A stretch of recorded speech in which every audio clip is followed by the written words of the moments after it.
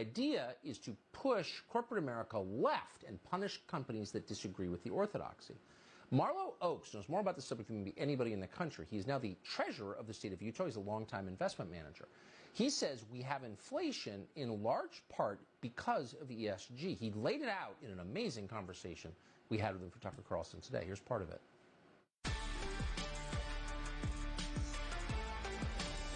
So if you think about value-based investment strategies, historically there's been socially responsible investing and impact investing more recently. So socially responsible investing is really the idea that you avoid certain companies that you don't want to participate in. So it might be tobacco, firearms, gambling. Because they don't align with your social values. Correct. Okay. And then on the other side is impact investing, where you're looking for innovation to solve a problem. So it might be cancer, for example. If you're worried about cancer or interested in that, you might look for companies to invest in that have innovation that can help solve that problem.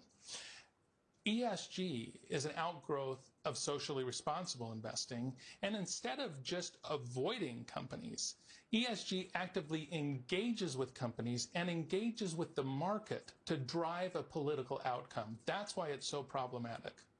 Interesting. So and just to be clear, we're talking about money in CalPERS or retirement funds, big state retirement funds across the country, investment funds that, you know, retirees on fixed income have their money in. So we're really talking about something that implicates or involves every American, whether they know it or not. Oh, absolutely. And in fact, today's inflation really starts with ESG. Because if you think about why gasoline prices are so high, a lot of it is a supply issue. And the reason that we don't have enough supply in this country, one reason why, is that we don't have enough capital going in to oil and gas projects. So in 2015, there were 59 funds raised globally among institutional investors. $46.6 billion was raised. 6 years later, in 2021, 11 funds were raised, $4.6 billion, a drop of over 90% in the face of improving economics in oil and gas. The only explanation that makes sense is ESG.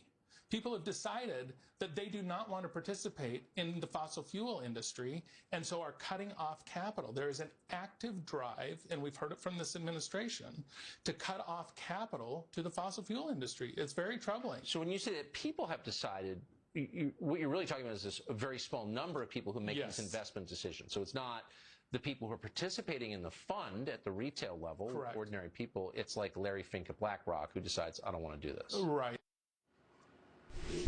Marlo Oaks, hard to believe that man is the treasurer of the state of Utah. They are fortunate to have him. That conversation is on Tucker Carlson tape tomorrow, 7 a.m. on Fox.